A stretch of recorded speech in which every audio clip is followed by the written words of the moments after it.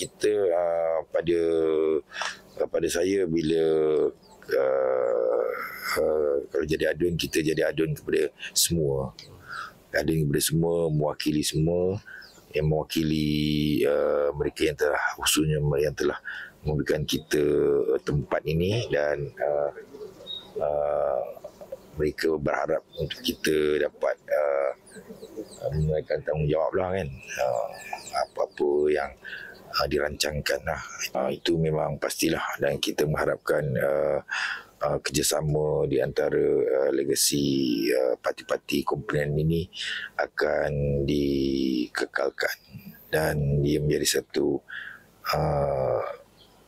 contoh kan kepada keseimbangan dan keharmonian kaum.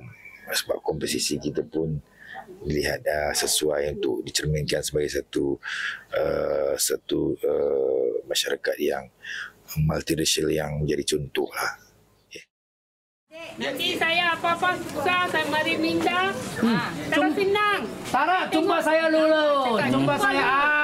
Saya boleh tolong Ustaz. Kalau boleh cari YP, boleh tolong. Hubungan baik doktor dengan Datuk Seri Saravanan dengan Adun Cenderiang itu sendiri macam mana? Oh, hubungan saya baik. Saya memang dah lama bersama wakil-wakil tersebut kan.